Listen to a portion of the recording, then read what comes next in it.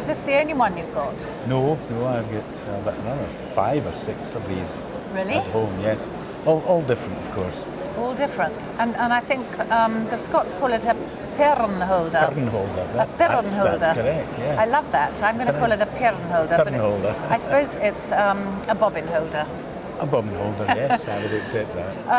What I love about it is it's what I've always wanted, actually. I haven't ever seen one that I could go and get, because for any needlewoman it is ideal, because there it is. You can see it straight away without rummaging in. My needle basket is absolutely full of everything.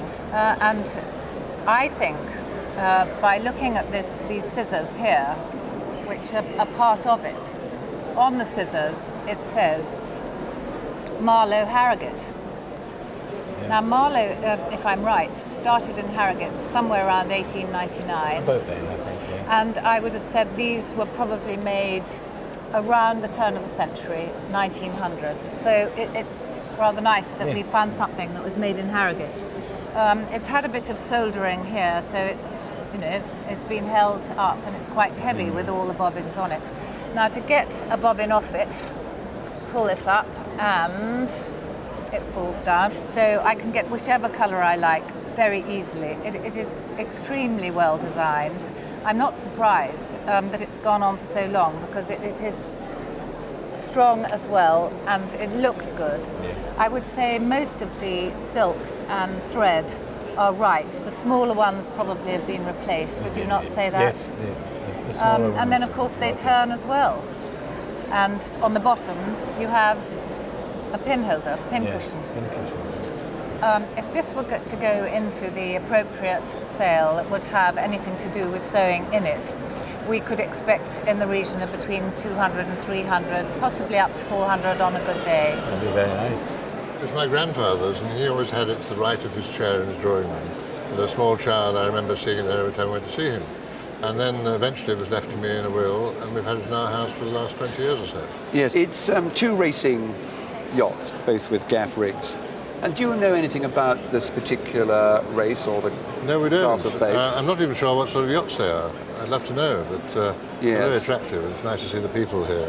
Yes, and this is particularly interesting, the crew of 3 here, and I love this member of the crew looking towards the other yacht here, who seems to be in the lead, rounding the buoy first. Yeah.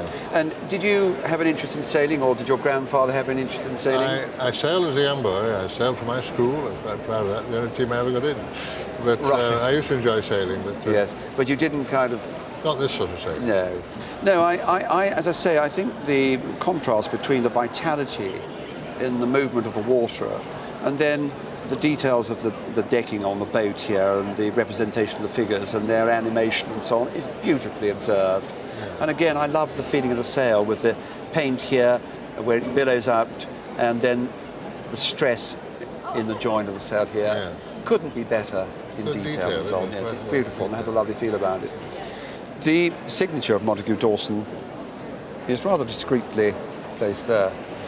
And I think we've all become to know of Montague Dawson as probably the most popular and well-known of all 20th century British marine painters. Now, the paintings after the Second World War, I mean, he died in 1973, are nothing like, in my opinion, as good as this.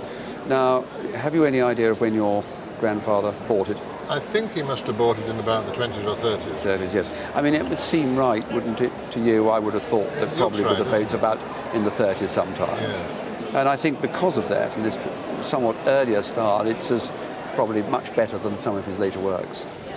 Now, kind of value, I would have thought that it must be worth somewhere between £10,000 and £15,000. Yeah, and possibly ought to be insured for £18,000 or £20,000. Goodness me. A good old grandfather.